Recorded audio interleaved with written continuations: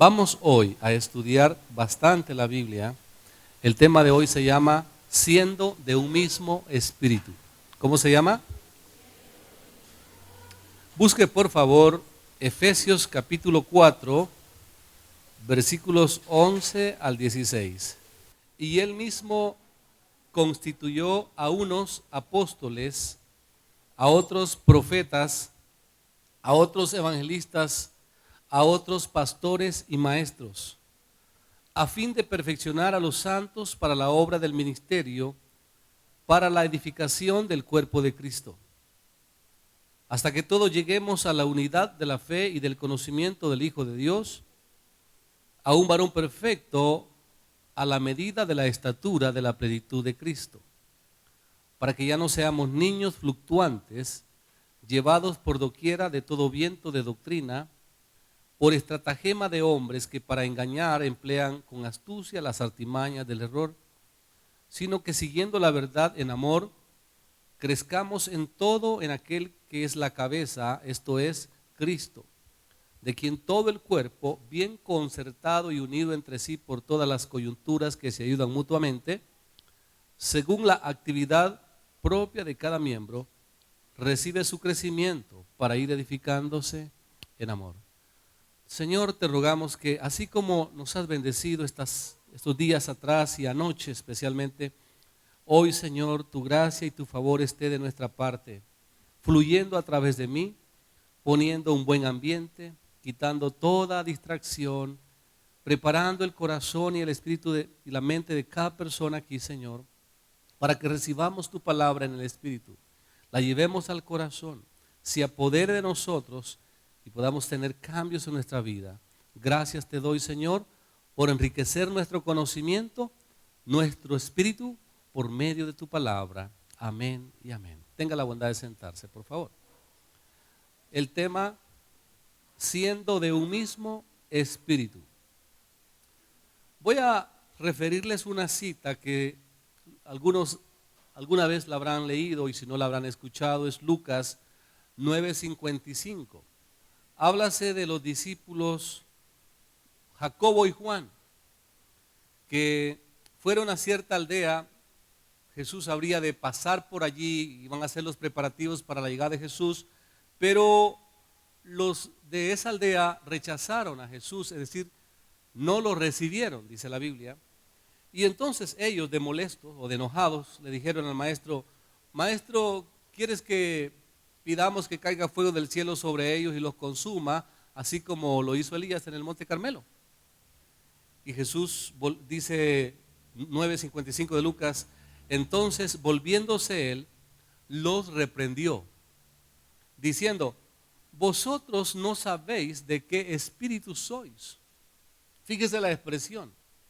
Andaban con él, oían sus enseñanzas, participaban de todo, pero en esta vez parece que ellos estaban percibiendo o recibiendo el influjo de otro espíritu y hablaban no de acuerdo al Espíritu de Dios. Similar caso ocurre con Pedro, cuando le dijo: Maestro, no deberías de ir a la cruz, no deberías morir. Y Jesús le dijo: apártate de mí, Satanás. Y claro que Pedro no es Satanás, no era Satanás, pero dijo: apártate de mí, Satanás, porque en este momento Pedro no estaba hablando de acuerdo al Espíritu de Dios, sino de acuerdo al espíritu del maligno. Ahora, yo quiero comenzar dándoles ya mi primer punto del sermón. Se llama Conociendo los Espíritus. Y voy a pedirles que vayan conmigo a Primera de Corintios. Por eso dije que vamos a ver bastante Biblia. Primera de Corintios 2. Ubíquese rápido, no pierda el tiempo. Ubíquese en Primera de Corintios 2, versículo 9 al versículo 14. Allí vamos a ver un poquito acerca de los espíritus, conociendo los espíritus. Fue Juan el que dijo: amados, no creáis a todo espíritu, sino probad los espíritus si son de Dios, porque muchos falsos profetas han salido por el mundo. Dice Juan en el 4:1, probad los espíritus, queriendo decir, no todos son de Dios, aunque hablen similar, aunque parezca que son lo mismo. Dice, probad los espíritus, porque no todos son de Dios. Y aquí, en 1 Corintios 2, 9 al 14, les voy a mostrar 3 clases de espíritu. Por favor, leamos versículo 9 hasta el versículo 14 de la 1 de Corintios. Antes bien, como está escrito, cosas que ojo no vio, ni oído oyó, ni han subido en corazón de hombre, son las que Dios ha preparado para los que le aman. Pero Dios nos la reveló a nosotros por el Espíritu. Noten, esa palabra Espíritu está en mayúscula. ¿Lo ven? Pero Dios nos la reveló por el Espíritu. ¿A qué Espíritu se refiere? Se refiere al Espíritu de Dios. Y sigue hablando de él y dice, porque el Espíritu todo lo escudriña, aún lo profundo de Dios. ¿Cuál es ese Espíritu? Es el Espíritu de Dios. Ahora sigamos. Porque ¿quién de los hombres sabe las cosas del hombre, sino el Espíritu del hombre? Ahora noten ese otro Espíritu. Ahora no está en mayúscula, está con minúscula. Y ese Espíritu no es el Espíritu de Dios. ¿El Espíritu de quién es? Dice el Espíritu del hombre. El Espíritu del hombre que está en él, dentro de él. Usted es espíritu, es espiritual. Ahora sigamos. Así tampoco nadie conoció las cosas de Dios, sino el Espíritu de Dios. Otra vez habla del Espíritu de Dios. Y nosotros no hemos recibido el espíritu del mundo. ¿Notan ese otro espíritu? Ese no es el Espíritu de Dios, ni es el Espíritu del hombre. Se refiere al Espíritu de ¿qué? Del mundo. ¿Ve? Se refiere al espíritu del mundo, sino el espíritu que proviene de Dios, para que sepamos lo que Dios nos ha concedido. Dice Pablo, no hemos recibido el espíritu del mundo, sino el espíritu de ¿quién? De Dios. 3 clases de espíritu. El espíritu de Dios fácilmente lo asociamos a nuestro espíritu. ¿Por qué? Porque la Biblia dice que el Espíritu de Dios da testimonio a nuestro espíritu. ¿Ve? Lo dice Pablo a los romanos. No dice que da testimonio a nuestra alma o a nuestro cuerpo, pero dice que da testimonio a nuestro espíritu de que somos hijos de Dios. Entonces, asociamos el Espíritu de Dios con nuestro espíritu. Y el Espíritu de Dios al cual se refiere es el Espíritu Santo. Ahora, viene el Espíritu del hombre. Y la palabra espíritu en el original algunas veces se traduce por alma y algunas veces es traducida por espíritu. De manera que los dos, tanto el alma como el espíritu del hombre, son un binomio espiritual. Las dos cosas son espirituales. No se miran, no se pueden palpar. El cuerpo se puede palpar, el espíritu no se puede palpar, ni el alma se puede palpar. Usted no puede decir, hola almas, ¿cómo están? Y el alma le contesta. Usted se comunica con el cuerpo de cuerpo a cuerpo, pero no el espíritu ni el alma. Los dos son espíritus, son intangibles. Cuando se muere el hombre, se van los dos juntos, los dos a la eternidad, ya sea al lugar que escogió la vida eterna, o se van al Seol a esperar la resurrección.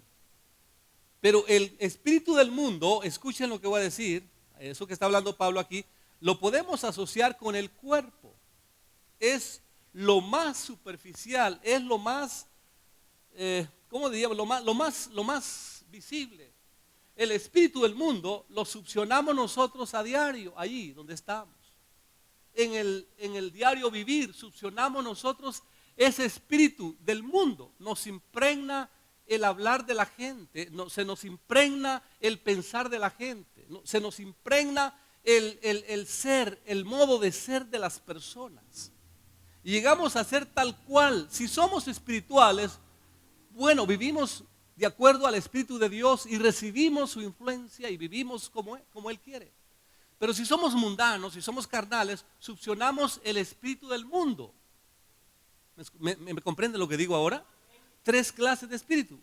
Ahora, el espíritu del hombre o el alma del hombre, noten, puede ser un espíritu celoso, endurecido, un espíritu angustiado, atribulado, contrito, quebrantado, rebelde, altivo. Lo dice la palabra de Dios.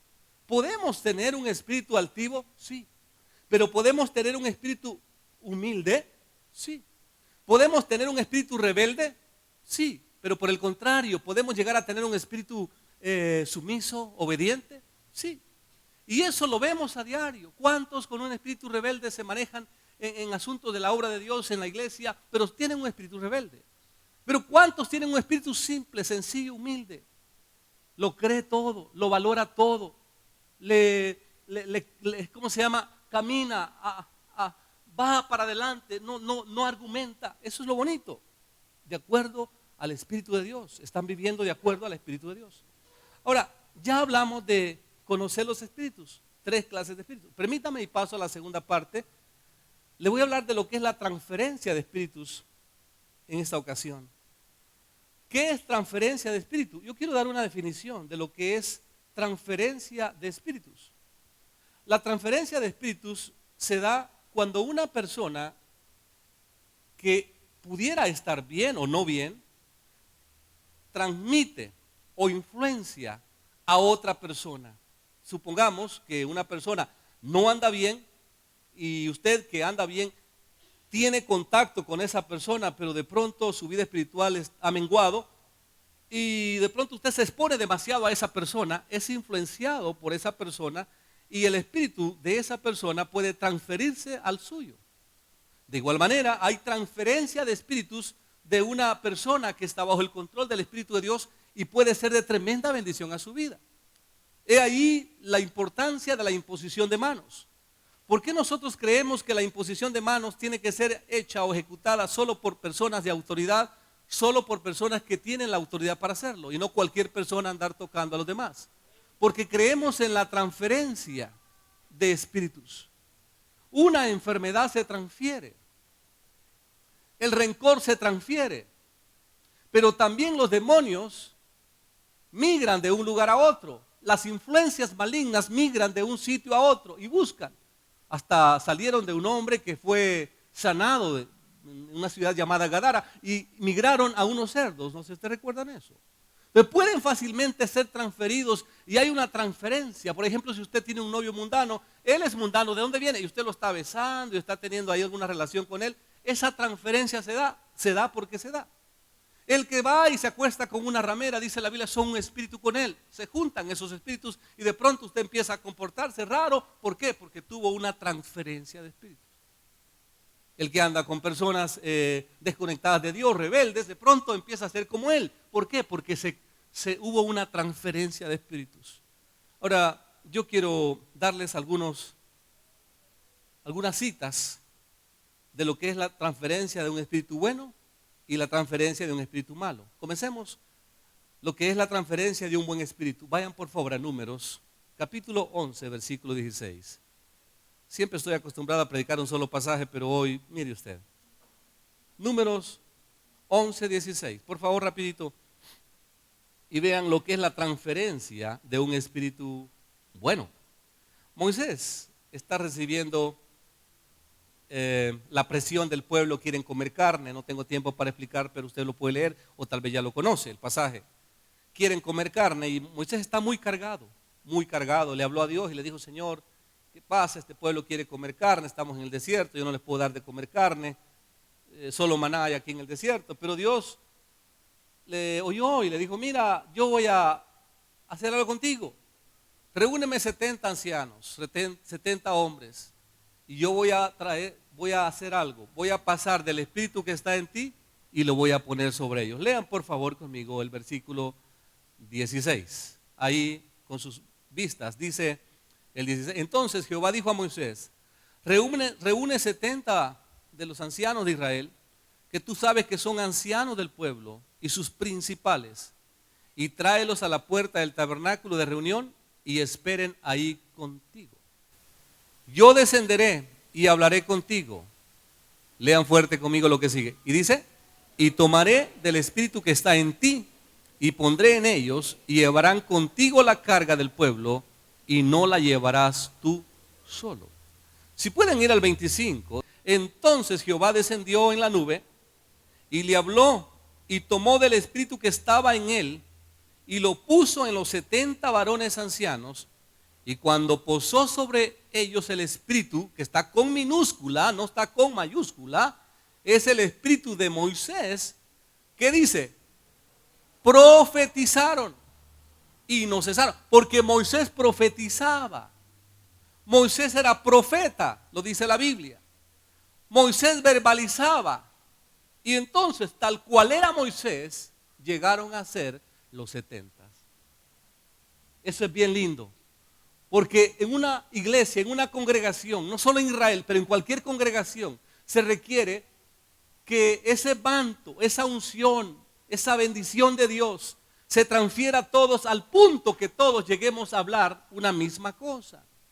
Lleguemos a asimilar los asuntos del reino de Dios igual, todos y todos hablando una misma cosa, todos manejando un mismo lenguaje, los mismos códigos, haciendo todos lo mismo. Impresionante. Ese es un gran ejemplo. Hablaron como él, se expresaron como él, llegaron a pensar como él, tenían valentía como él, llevaron la carga juntos, le ayudaron, ministraron, sirvieron. ¿Por qué? Porque tenían ahora su espíritu. No tenían antes el espíritu de Moisés, pero ahora tienen el espíritu de Moisés. Se requiere en una iglesia que nosotros caminemos de acuerdo al espíritu que se mueve en esa iglesia. Digo esto porque muchas veces venimos de otras congregaciones y gracias a Dios por ustedes que vinieron de otras iglesias y se han dejado formar aquí y están creciendo con nosotros. Pero a veces traemos el espíritu de la iglesia que nos engendró y no terminamos de salir de allí. Y aunque no lo digamos, siempre estamos pensando en función de qué iglesia. Que tal vez era una iglesia que no era pentecostal y no creía en las lenguas y no creía en los dones del Espíritu Santo y no creía en ciertas cosas y seguimos sosteniendo aquello en silencio, y esos son argumentos que no permiten que usted crezca en medio de nosotros. Muchas personas no crecen en la iglesia simplemente porque todavía están arrastrando un pasado que vivieron en otra iglesia.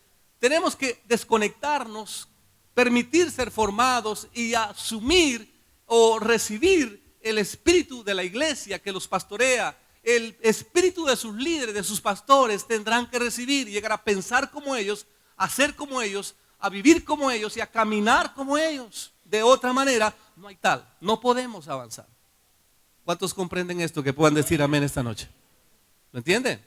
Es necesario. Ahora, pasen ahora a lo que es la transferencia de un mal espíritu, de un espíritu malo. Un poquito adelante, Números 13, versículo 26. Se refiere a los 12 espías que fueron a ver la tierra antes de poseerla. 12 de los 12, 10 vinieron hablando mal. Y aquí hay una cosa tremenda. Lo van a leer conmigo. El 26, 13, 26. Dice: y anduvieron y vinieron a Moisés y a Aarón y a toda la congregación de los hijos de Israel en el desierto de Parán, en Cades, y dieron la información a ellos y a toda la congregación y les mostraron el fruto de la tierra. Bueno, pudieran leer ahora, por favor, bueno, hasta el 33 si quisieran, no hay tiempo para hacerlo.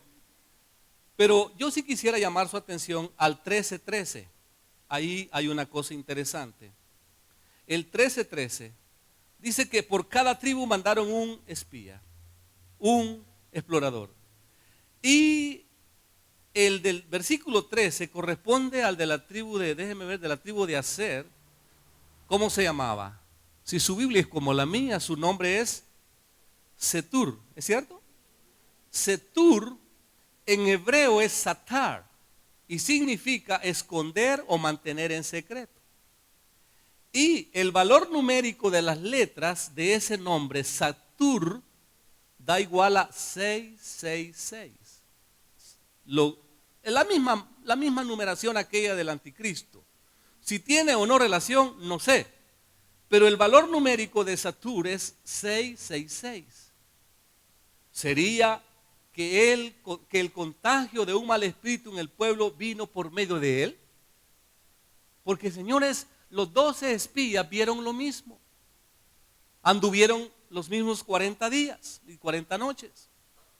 Los mismos 12 espías vieron las uvas y hasta trajeron un sarmiento en un palo, 2 hombres. Los mismos 2 espías se dieron el lujo de comer el fruto de la tierra y vieron todo lo lindo que era. Pero ¿por qué 12, por qué 10 de ellos al regresar traen el disco al revés? El diablo les cambió el disco y vinieron con una versión totalmente mala. Y miren ustedes cómo hablaron estos tipos. Primero, aparentemente hablaron bien. Dijeron, mire, llegamos a la tierra a la cual nos enviaste. Ciertamente fluye leche y miel. Este es el fruto de ella, un gran racimo de uvas, cual nunca hemos visto aquí nosotros ni en Navidad. Un gran racimo de uvas. Aparentemente hablaron bien y muchas personas tienen ese espíritu hipócrita y hablan aparentemente bien.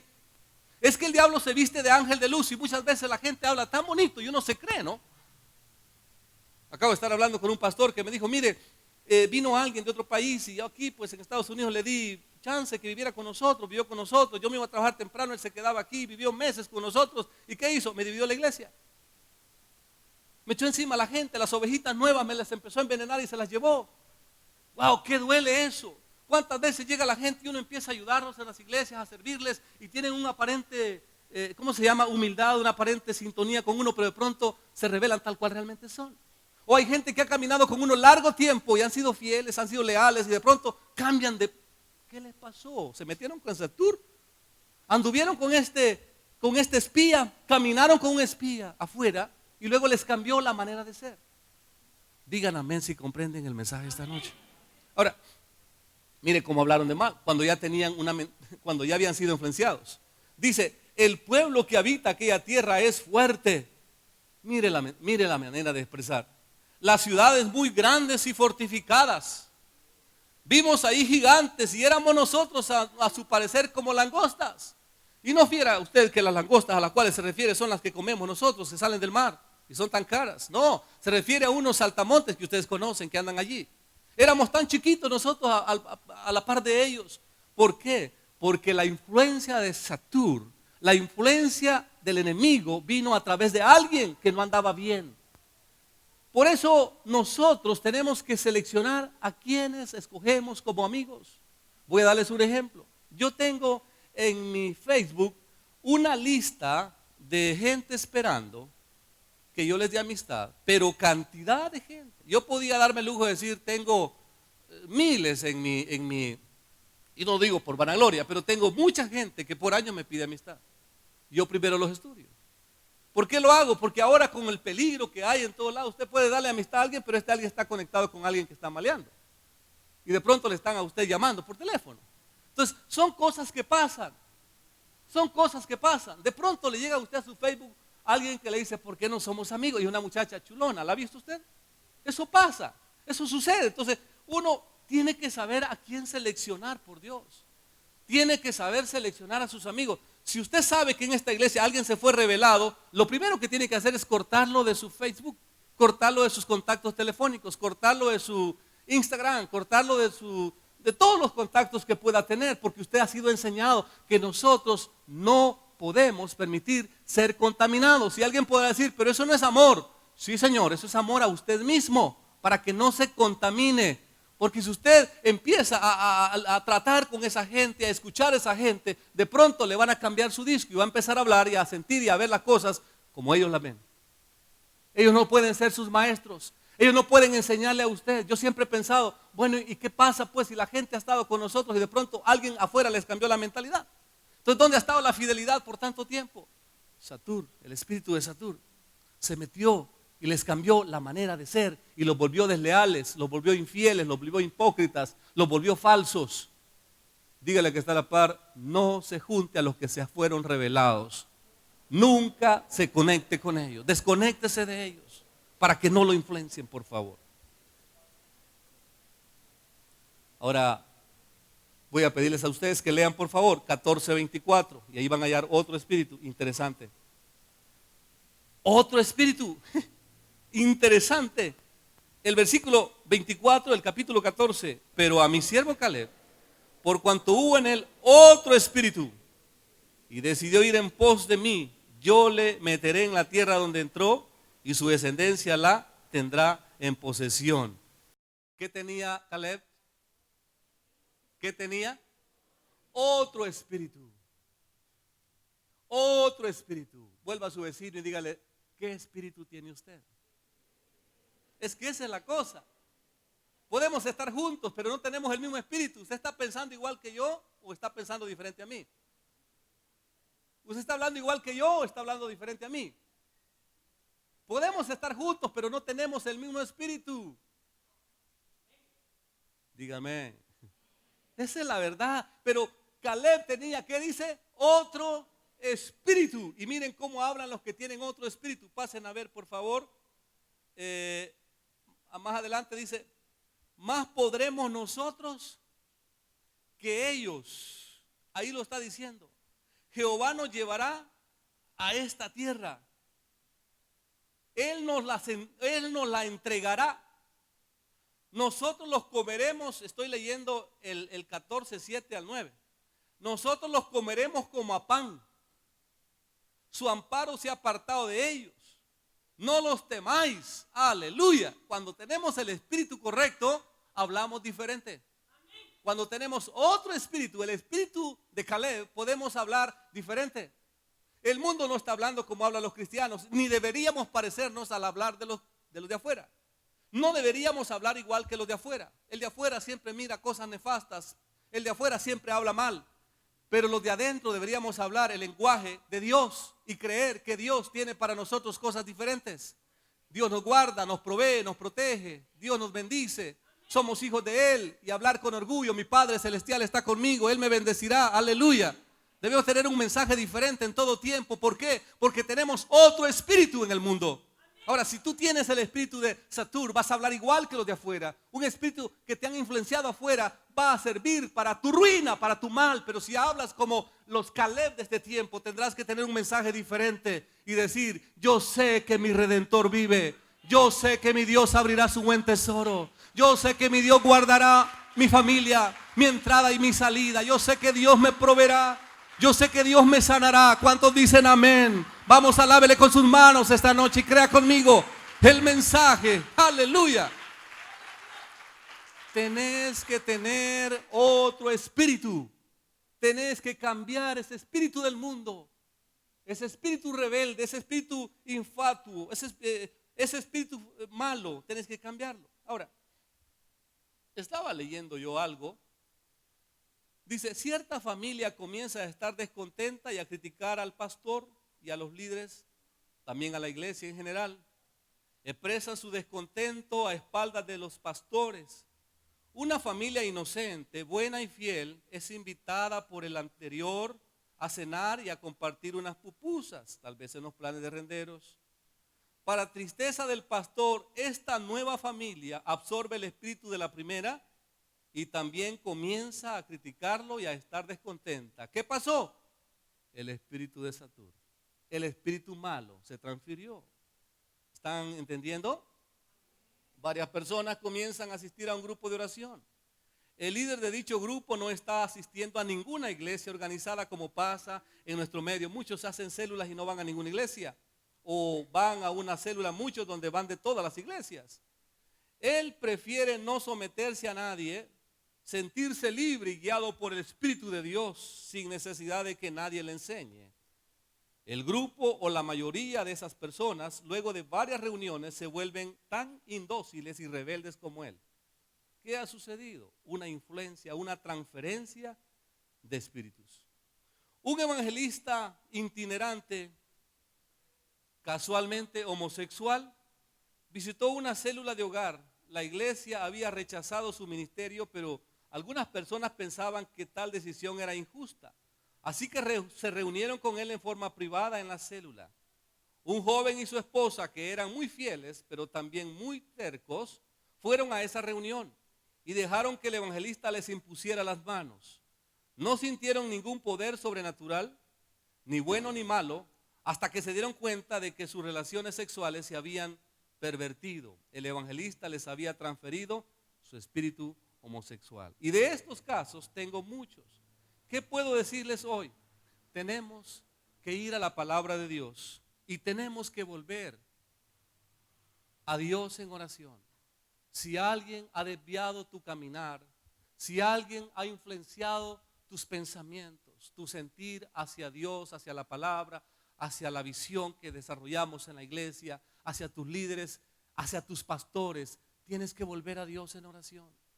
Y volver a ser el hombre y la mujer leal que un día fuiste. La persona fiel de la iglesia. Cortaste tu ayuda económica y tus diezmos como una manera de castigar la iglesia, como muchos piensan. Se voy a dejar de diezmar y sin mis diezmos van a sentir que yo soy importante. Pues miren, señores, a Dios no lo empobrecemos nunca. Aquí quizás podamos sentir la ausencia de esos dólares, pero Dios sigue estando en su trono de gloria. Dios es fiel. Quiero decirles a todos que mientras no estemos en ese espíritu, en esa unidad, en ese mismo espíritu, la iglesia tendrá topes. Pero ¿cuántos de ustedes reciben esta palabra hoy en el espíritu y la creen? Vamos, denle un aplauso al Señor esta noche con todo su corazón. Aleluya. Ahora, comprendiendo a los espíritus es la parte 3 de mi sermón. Voy a pasar rápido, vuelo de pájaro esta parte. Estos espíritus que la Biblia los llama, dice que son principados, potestades, gobernadores, huestes de maldad que habitan las regiones celestes. Estoy ahora en Efesios, déjeme ver, Efesios 6, 10 en adelante. Ahí. Estos espíritus hacen guerra contra nosotros y le voy a dar una lista de cosas. No habría tiempo para explicar cada una porque quiero orar esta noche. Pero quiero señalarles que esos espíritus engañan a los santos. ¿Engañan a quién? 2 Corintios 11, 14. Son engañadores de nosotros, nos engañan. Algo más, esos espíritus crean duda e incredulidad. ¿Alguna vez llega la duda y la incredulidad a nosotros? A mí me ha pasado. Llega. ¿De dónde viene la duda? ¿Viene del cielo? No. Eso lo dice 1 Timoteo 4, 1 al 8. Los demonios, los enemigos espirituales nos hacen dudar, nos siembran incredulidad. Todo eso no viene de Dios. Todo lo malo no viene de Dios. Pueden ver Génesis capítulo 3 donde Eva fue engañada, le sembró dudas e incredulidad el enemigo. ¿Qué más? Esos enemigos espirituales llevan a los cristianos al error. 1 Juan 1:1, habiendo perseverado y permanecido mucho tiempo en las cosas de Dios, terminan extraviados en el error. ¿Por qué? Porque los enemigos espirituales ciegan la mente, engañan, confunden a los cristianos. ¿Qué más? Llevan a los creyentes a creer mentiras, los atrapan en mentiras. A ver, ¿cuántos alguna vez fueron, no me digan nada, no me levanten la mano, pero cuántos alguna vez fueron atrapados por mentiras? Los engañaron y después se dieron cuenta que eran mentiras. ¿Por qué creí la mentira? ¿Por qué me dejé llevar por las mentiras? Eso hace el enemigo, hace creer mentiras. Eso lo dice 1 Corintios 6, 9. También esos espíritus mantienen a los hombres sujetos al diablo. El propósito de Satanás es ese, mantener sumiso al mundo bajo su dominio. Todo lo que usted mira afuera, ese es el diablo. El señorío del enemigo está sobre esa gente. Los demonios se ríen en la cara de nosotros.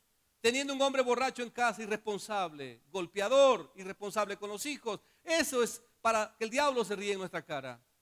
Teniendo un cristiano enclenque y mediocre en su casa, usted allí no lo puede levantar, el diablo se ríe en nuestra cara. Teniendo una escasez paupérrima y nunca se le abren puertas, siempre donde toca puertas se le cierran y es como maldición, el diablo se ríe en nuestra cara. ¿Cuándo nos vamos a levantar con la autoridad y vamos a ordenar que el enemigo salga de nuestra casa y nos priva la bendición de Dios y entramos a la bendición de Dios?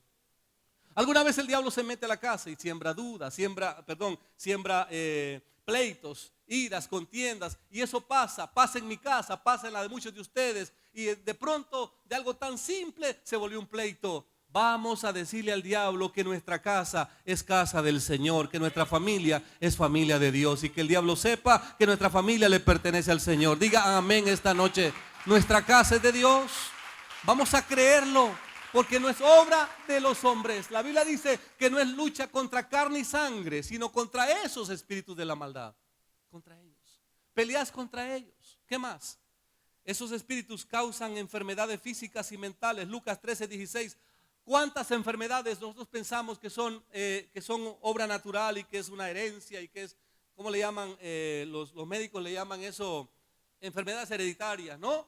Y damos por hecho que esas cosas son tan normales y cuando no son normales. El diablo causa enfermedades físicas y enfermedades psicológicas, mentales.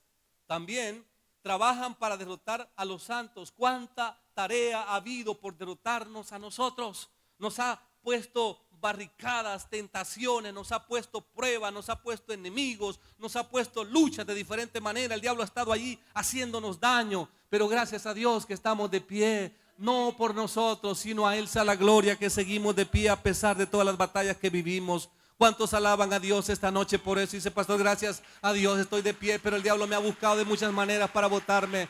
Vamos, alabe la gloria de Dios esta noche y crea conmigo el milagro. Dios lo va a mantener en pie a pesar de la adversidad. Aleluya. Diga conmigo, yo lo creo.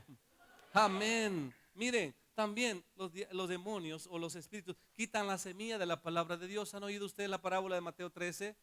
Cuando los sembradores van, tiran la semilla. Yo soy sembrador esta noche, estoy lanzando la semilla al campo. La semilla en su cabeza, su corazón, y de pronto el diablo viene y le roba la semilla. No deja que la semilla germine y que produzca. Eso hace Satanás, robarle la palabra de Dios, y de pronto la olvida. Ya no está usted recibiendo la palabra como al principio. ¿Qué más? Obran milagros falsos. Si no sabía, 2 Tesalonicenses 2:9 habla de que los espíritus malignos hacen milagros falsos, y usted les pensará que son de Dios y tienen la apariencia de piedad, pero son del diablo. ¿Qué más hacen esos espíritus? Obstaculizan la respuesta a la oración. Daniel 10:12 habla de que estaba orando 21 días de oración y había un príncipe que se había opuesto. ¿Cuántas veces nosotros estamos orando y el diablo está metiendo su mano para que no haya respuesta? Por eso tenemos que aprender a orar en guerra. Oigan, hermanos, la Biblia habla de orar en guerra. Guerra espiritual no es oración pasiva. Dame, bendíceme, ayúdame. Guerra espiritual es ordenar a todo espíritu de las tinieblas que huya, que vaya afuera, que nos deje, que nos suelte. Y tenemos la autoridad para hacerlo. El Señor dijo, en mi nombre echarán fuera demonios. Y todos nosotros tenemos la sangre de Jesús sobre nosotros, la coraza de justicia, tenemos el yelmo de la salvación, la espada del Espíritu, tenemos la autoridad de hijos para echar a Satanás y a los demonios. Alguien diga amén esta noche. Podemos hacerlo, iglesia. Podemos hacerlo con la autoridad de Dios. Podemos hacerlo. Pero muchos se quedan solamente a llorar. ¡Ay, Dios, tú sabes, el diablo me está golpeando! ¡Tú sabes, el diablo me ha robado! ¡Ay, por favor, ayúdame! ¡Dile que se vaya! Hoy tenemos que levantarnos en guerra espiritual. Dele un aplauso al Señor. Él es nuestro ganador, nuestro vencedor. Él es nuestro Señor poderoso. ¡Aleluya! Bueno, yo podía seguir. Déjeme, hoy termino. El espíritu de soberbia. Con eso quiero terminar. Dios odia la soberbia. El espíritu de soberbia se halla en muchos en las iglesias. Fue por el espíritu de soberbia que le causó la caída a Lucifer. Dios odia la soberbia y no tolera la rebelión. Ha perdonado casos como de una mujer ramera que fue, o una mujer que estaba en el acto de adulterio, la perdonó. Ha perdonado a ladrones como a Zaqueo y hurtadores, ¿verdad? Como Zaqueo y otros. Ha perdonado a otros que han hecho grandes cosas. Aún asesinos perdonó el Señor. Pero la soberbia no la perdonó. Dios es radical con la soberbia, con la rebeldía. Quiero que vayan conmigo a Ezequiel 28:17, y si no, pues ahí lo van a ver en la pantalla. Dice, se enalteció tu corazón a causa de tu hermosura, corrompiste tu sabiduría. ¿Por qué se llenó de soberbia Satanás? Porque era hermoso. Y hasta hoy usted no me diga que el pecado es feo, porque si fuera feo no lo hiciéramos. Al diablo la mitología lo pinta como rojo y con cachos y feo, ¿verdad? Dice el diablo, húyete. Y cuando hay dramas en las iglesias, usted lo ve el diablo como lo más horrible. No, era bello. Y todavía cuando usted va al pecado y ve que la gente corre el pecado, porque no es feo. Primera de Timoteo 3:6 dice que los que sirven en la obra de Dios no sean un neófito. Un neófito quiere decir un nuevito. No sea que envaneciéndose caiga en la condenación del diablo. Muchas personas comienzan a servir a Dios y eran humildes hasta en tanto no sirvieron, pero una vez sirvieron, ya se les llena de soberbia. Dice, soy el líder que Dios bendice, aleluya. Y no me toque que tengo la unción, por favor. Tienen tanta soberbia que ya no escuchan como escuchaban. Ya no son los mismos porque se llenaron de soberbia. Ese es el problema.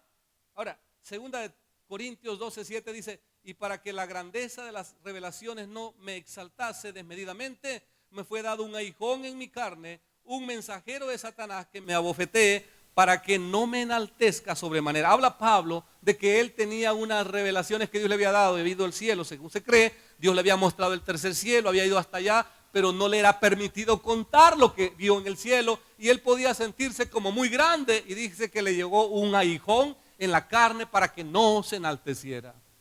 Ay, Dios mío, Dios quiere bendecirte, hermano. Dígale que está a la par, Dios quiere bendecirte. Pero la soberbia es un gran obstáculo. Si no tenemos dinero, ya somos orgullosos por el apellido. Es que mi apellido, mire, mi apellido es europeo. Mi apellido es español. Y usted no se imagina, pero yo tengo, y empezamos a hacer cosas. Y Dios dice, te podía dar mucha bendición, pero cositas leves nos llenan de orgullo la cabeza. ¿Qué es lo que nos hace sentir orgullosos? Sino el amor de Dios. Yo me siento orgulloso de ser hijo de Dios, llamarme hijo de Dios. Pero unos dolaritos que Dios te dé, hermano. Pero una posición en el trabajo que Dios te dé y que te pase a jefe. Eso no es nada si a ratito no vas a ser jefe. Una casa que Dios te dé en la ciudad, en una área exclusiva, eso te vuelve orgulloso. Un carrito que Dios te dé, ya no saludas a nadie. Imagínate, cuando Dios puede bendecirnos más, digan amén. Digan amén. Que está a la par suya, dígale, Dios lo puede bendecir más, pero quiere acabar con su soberbia. Aleluya. El Salmo 36, 11 y 12 dice, oigan, no venga pie de soberbia contra mí y mano de impío no me mueva. Ahí cayeron los hacedores de iniquidad. Fueron derribados y no podrán levantarse los soberbios. La Biblia dice que Dios ama al humilde, pero al altivo lo ve de lejos. La Biblia dice, humillados pues bajo la poderosa mano de Dios, para que Él os exalte cuando fuere tiempo. No podemos presumir de humildad, solo tenemos que orar, Señor, que no me venga un golpe fuerte para humillarme. Solamente tu gracia me ayudará a mantenerme quieto, Señor. Como Pablo, que cada vez que él quería sentirse hinchado, le venía el aguijón. Y yo un día dije, quizás un poco vulgar, ¿de dónde me vino esa idea? En un culto hace unos 20 años prediqué y dije yo, porque hay muchas teorías sobre la enfermedad de Pablo, que era un demonio. Otros dicen que era la visión, porque cuando le habla a los Gálatas dice, mirad con cuán grandes letras os escribo. Dice que no veía bien. Pero otros dicen que era una enfermedad, porque habla de tomar un poquito para su cuerpo, un problema estomacal. Y yo no sé de dónde me vino, cosa que no lo vayan a dar por hecho, pero yo dije, ¿y qué tal si eran hemorroides? Y cada vez que Pablo quería exaltarse le venía la picazón.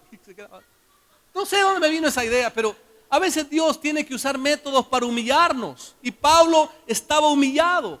Cada vez que él pensaba en la grandeza, en donde Dios lo había llevado, venía el aguijón y decía, Pablo, tranquilo. Y muchas veces Dios usa métodos de esa manera. Estabas bien en el trabajo, te lo quitaron. ¿Para qué? Para que vuelvas a ser el mismo. Estabas bien en tu salud, de pronto te enfermaste, para que vuelvas a ser el mismo. Dios usa métodos a veces para mantenernos quietos. Hermanos, esta noche no nos vamos de aquí, sino vamos a la cruz del Señor, a la cruz de Cristo Jesús. Y vamos a poner nuestras debilidades de carácter allí. Vamos a poner allí nuestras pasiones, nuestros pecados. Vamos a poner ahí nuestra soberbia, nuestra rebeldía. Vamos a poner ahí nuestras palabras deshonestas. Vamos a poner ahí nuestras pasiones. Vamos a poner delante del Señor todo aquello que no anda en armonía con nuestros pastores y con nuestra iglesia. Diga amén si así será. Anoche pedí que todos los que estaban de nuestro lado se pusieran de pie. Pastor Nicolás me dijo, fíjese que me dolía aquí, dolía y por momentos me daban ganas de quedarme sentado, pero dije, el pastor va a pensar que estoy en contra, me pongo de pie. Hoy esta noche, todos aquellos que quieran ser libres, pónganse de pie y en fe yo voy a hacer una oración esta noche para ser libres.